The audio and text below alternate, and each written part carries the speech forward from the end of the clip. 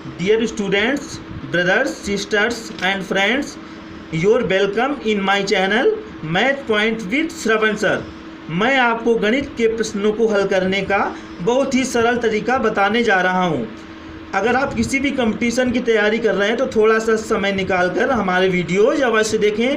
तो पहला चैप्टर शुरू करते हैं नंबर सिस्टम पार्ट 1 से। नंबर सिस्टम पार्ट 1 पूर्ण, सबसे पहले आता है पूर्ण संख्याएं। पूर्ण संख्याएं हमारी 0 से लेके अनंत तक चालू होती हैं। तो सबसे पहले पूछा जाता है सबसे छोटी पूर्ण संख्या बताओ कौन सी है, 0 है। इसके बाद आता है प्राकृतिक संख्याएं।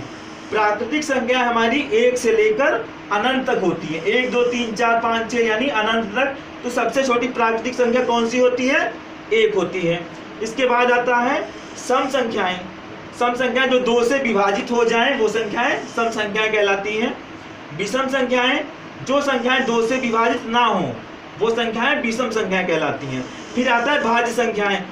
भाज्य संख्याएं मतलब 1 से और स्वयं से तो सभी संख्याएं कट जाती हैं, लेकिन इसके अलावा भी अन्य संख्याओं से जो संख्या कट जाए वो हमारी भाज्य संख्या होती है। जैसे 4 2 से कट जाता है, 6 2 3 दोनों से कटता है, 8 भी विभाजित हो जाता है, 9 भी विभाजित हो जाता है, 10 भी और 12 भी। तो आप समझ गए होंगे भाज्य संख्याएं जो अन्य संख्याओं से भी विभाजित हो जाएं।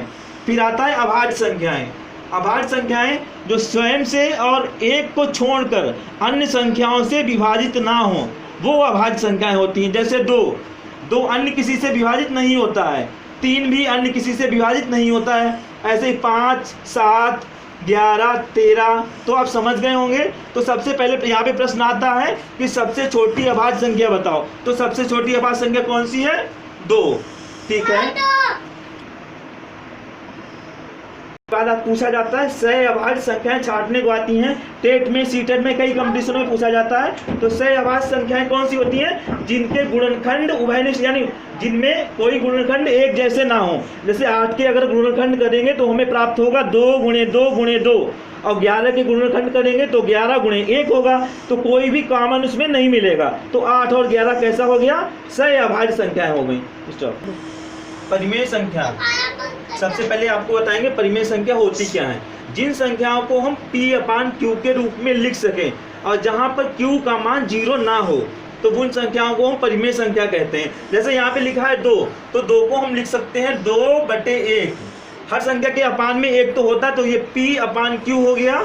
यानी ये संख्या 2 हमारी कैसी है, परिमेय है। √4 को हल करेंगे कितना हल आएगा, 2 आएगा, 2। और 2 के अपान में 1 तो है ही, तो ये भी कैसा √4 कैसा हो गया, परिमेय संख्या। फिर अगला दिया है √ में 4 और अपान में 9 दिया है। तो 4 का वर्गमूल 2 हो गया और 9 का वर्गमूल 3 हो गया। ये भी P/Q के रूप में हो गया। तो ये भी संख्या कैसी है, परिमेय संख्या है। ये देखो, इसे सॉल्व करेंगे। सबसे पहले हम पॉइंट हटाएंगे, पॉइंट के नीचे 1 लिखेंगे, आगे जितने अंक होते हैं उतने 0 लगा लेते हैं। तो यहाँ पे पॉइंट हट गया। अब 9 का भी वर्गमूल हो जाएगा कितना, 3, यानी 3 हो गया 9 का वर्गमूल, और 100 का वर्गमूल 10। तो ये भी हमारी P/Q के रूप में आ गया है। तो ये भी परिमेय संख्या है। और 22/7 ये तो ऑलरेडी P/Q के रूप में लिखा है, तो ये हमारी परिमेय संख्या है।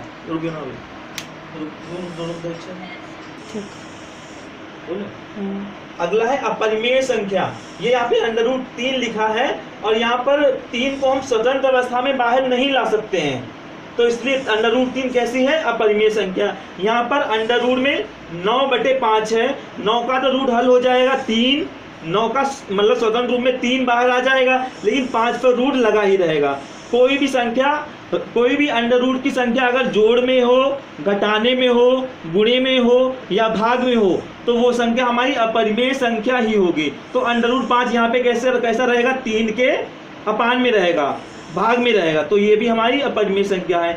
1.6, इसका अगर पॉइंट हम हटाएंगे तो ये हो जाएगा 16/10 हो जाएगा। तो 16 का तो वर्गमूल हो जाएगा 4, लेकिन 10 का वर्गमूल हम नहीं निकाल सकते, 10 को स्वतंत्र अवस्था में बाहर नहीं ला सकते, इसलिए ये भी हमारी कैसी है, अपरिमेय संख्या। यानी √ में 1.6 अपरिमेय संख्या है। और अगला पाई जो होता है वो अपरिमेय संख्या होता है, लेकिन पाई का जो मान होता है 22/7, वो परिमेय संख्या होता है। तो ध्यान रहे, पाई हमारी अपरिमेय संख्या है और पाई का जो मान है 22/7 वो हमारा परिमेय संख्या है। अगला टॉपिक हमारा विभाजकता के नियम।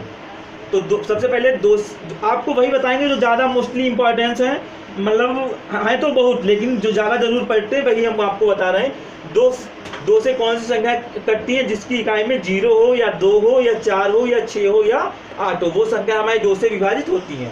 3 अंकों का योग अगर 3 से विभाजित हो रहा है, कितनी भी बड़ी संख्या हो, अंकों का जोड़ अगर 3 से विभाजित हो रहा है तो हमारी संख्या 3 से विभाजित हो जाएगी। और अगला 4 का अंत के 2 अंक अगर डबल 0 हैं, अगर कहने का मतलब संख्या के 2 अंक डबल 0 हैं या 4 से 2 अंक लास्ट वाले कट रहे हैं तो हमारी संख्या 4 से विभाजित हो जाएगी। अगला है 5, इकाई में 0 हो या 5 हो तो वो संख्या हमारी 5 से विभाजित हो जाएगी। 6, अगर संख्या हमारी 2 और 3 दोनों से विभाजित हो रही है, 2 से भी कटे और 3 से भी कटे तो वो संख्या 6 से भी विभाजित हो जाएगी।